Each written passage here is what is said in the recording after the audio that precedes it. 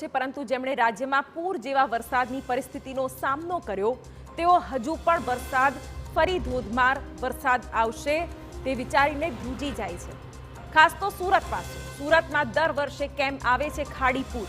આ મહાપ્રશ્નનું કારણ જાણવા તૈયાર કરાયો છે એક રિપોર્ટ, અને આ રિપોર્ટમાં ખુલી છે મનપાની પોલ।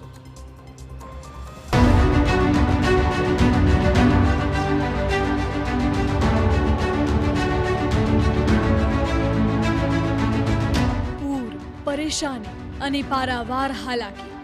દર ચોમાસે સુરતીઓના જીવ થાય છે અદ્ધર। કેમ સુરતમાં ખાડી પૂરની સર્જાય છે સમસ્યા?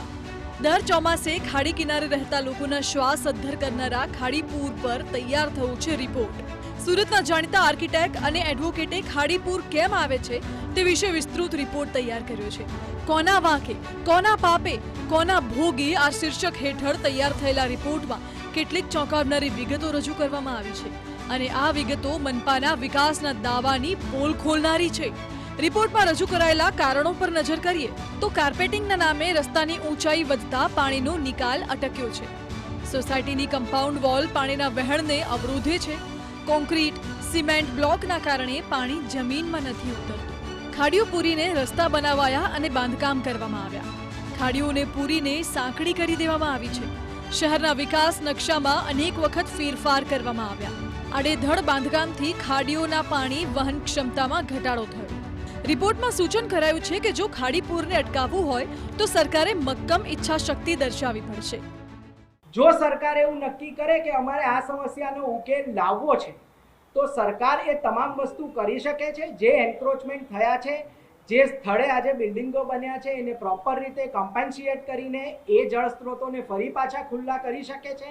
અને સૌથી પહેલી વાત કે સરકારે એ વસ્તુ સ્વીકારવી પડે કે તેમના શહેરના આયોજનમાં કંઈક ખામીઓ છે।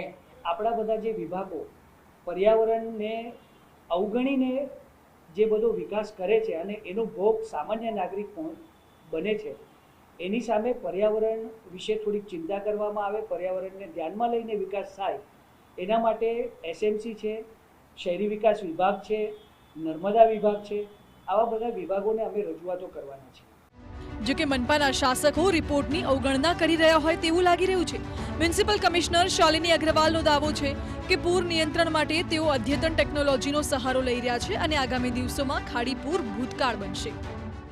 ખાડી પૂર માટેનું એક ઇન્ટિગ્રેટેડ ફ્લડ મેનેજમેન્ટ પ્લાન, જેમાં ખાડી પૂર માટેના જેટલા પણ પ્રબળો છે અને જેટલા પણ પાસાઓ છે એ તમામ પાસાઓને ધ્યાને રાખીને એક ઇન્ટિગ્રેટેડ પ્લાન બનાવવા માટે સુરત મહાનગરપાલિકા આગળ વધશે।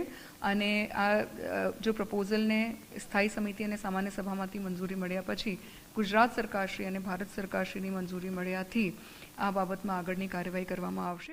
તો ખાડી પૂર હવે રાજનીતિનું કારણ પણ બન્યું છે।